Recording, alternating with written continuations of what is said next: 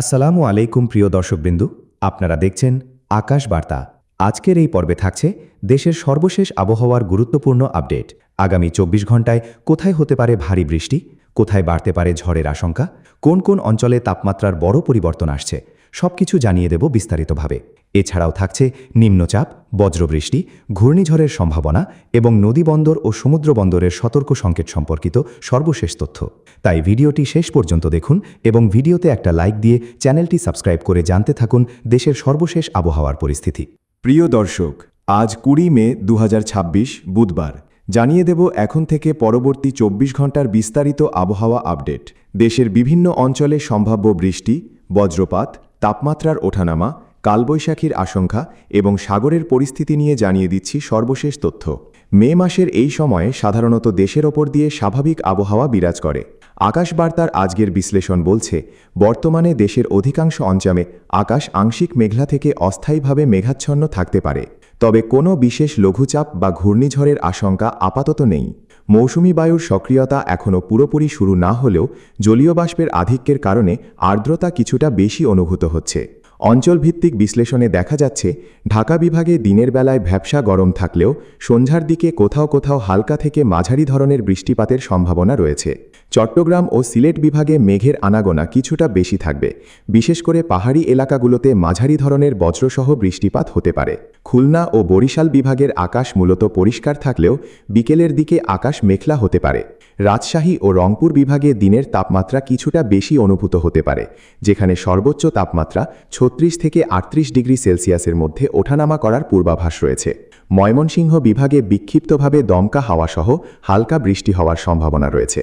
দেশের কয়েকটি স্থানে বিচ্ছিন্নভাবে কালবৈশাখী ঝড়ের পূর্বাভাস পাওয়া গেছে। বিশেষ করে সিলেট এবং ময়মনসিংহ অঞ্চলের সীমান্তবর্তী এলাকাগুলোতে সন্ধ্যার দিকে বাতাসের গতিবেগ কিছুটা বাড়তে পারে। বজ্রপাতের আশঙ্কায় এই অঞ্চলগুলোর মানুষকে খোলা মাঠ বা গাছতলায় অবস্থান না করার পরামর্শ দেওয়া হচ্ছে। বঙ্গোপসাগরের পরিস্থিতির দিকে তাকালে দেখা যায়, সমুদ্র এখন মোটামুটি শান্ত রয়েছে। লঘুচাপ বা নিম্নচাপের কোনো শঙ্কা না থাকায় নৌ চলাচলের ক্ষেত্রে বড় কোনো বাধা নেই। তবে সাগরে গভীর নিম্নচাপ না থাকলেও বাতাসের গতিবিধি এবং সমুদ্রের ঢেউয়ের উচ্চতা পরিবর্তনের দিকে নজর রাখা হচ্ছে। উপকূলীয় জেলাগুলোতে বাতাসের গতিবেগ ঘন্টায় ১৫ থেকে ২০ কিলোমিটারের মধ্যে থাকতে পারে, তাই জেলেদের গভীর সমুদ্রে মাছ ধরার ক্ষেত্রে আতঙ্কিত হওয়ার কারণ নেই। তবে আবহাওয়া পরিস্থিতির দিকে নজর রেখে মাছ ধরার নির্দেশনা দেওয়া হচ্ছে। তাপমাত্রা ও আর্দ্রতার দিকে তাকালে দেখা যায়, সারা দেশে সর্বোচ্চ তাপমাত্রা ৩৮ ডিগ্রি সেলসিয়াস পর্যন্ত রেকর্ড হওয়ার সম্ভাবনা রয়েছে এবং সর্বনিম্ন তাপমাত্রা ২৬ থেকে ২৮ ডিগ্রি সেলসিয়াসের ঘরে থাকবে। বাতাসে জলীয় বাষ্পের উপস্থিতি বেশি থাকায় ভ্যাপসা গরমের অস্বস্তি বজায় থাকতে পারে। কৃষকদের জন্য আমাদের বিশেষ সতর্কতা রয়েছে। যেহেতু ধান কাটার মৌসুম শেষ পর্যায়ে, তাই যারা এখনও ফসল সংগ্রহের অপেক্ষায় আছেন তারা আবহাওয়ার পূর্বাভাস নিয়মিত দেখে নিন। আকস্মিক বজ্রপাত বা ঝোড়ো হাওয়া থেকে ফসল রক্ষা করতে কৃষি কর্মকর্তাদের নির্দেশনা মেনে চলার অনুরোধ করা হচ্ছে। বিশেষ করে নিচু এলাকার কৃষকদের দ্রুত ফসল গুদামজাত করার পরামর্শ দেওয়া হচ্ছে। নদীবন্দরগুলোর জন্য আপাতত কোনো সতর্ক সংকেত নেই। দেশের অভ্যন্তরীণ নদীবন্দরগুলোতে ১ থেকে ২ নম্বর সতর্ক সংকেত দেখানোর প্রয়োজন পড়ছে না, তবে আবহাওয়ার নাটকীয় পরিবর্তনের দিকে আমাদের নজর রয়েছে। ঢাকা ও চট্টগ্রাম সমুদ্রবন্দরের কার্যক্রম স্বাভাবিকভাবে পরিচালিত হচ্ছে। আজকে সূর্যোদয় হয়েছে ভোর ৫টা ১৬ মিনিটে এবং সূর্যাস্ত হবে সন্ধ্যা ৬টা ৩৮ মিনিটে। পরিশেষে আজকের আবহাওয়ার সংক্ষিপ্ত সারাংশ হল, দেশে সামগ্রিকভাবে স্বাভাবিক আবহাওয়া বিরাজ করলেও বিভিন্ন বিভাগে বিক্ষিপ্তভাবে বৃষ্টির সম্ভাবনা রয়েছে। বিশেষ করে উত্তরের জেলাগুলোতে তাপমাত্রা কিছুটা বেশি থাকলেও বৃষ্টির প্রভাবে তা সহনীয় পর্যায়ে থাকার সম্ভাবনা রয়েছে।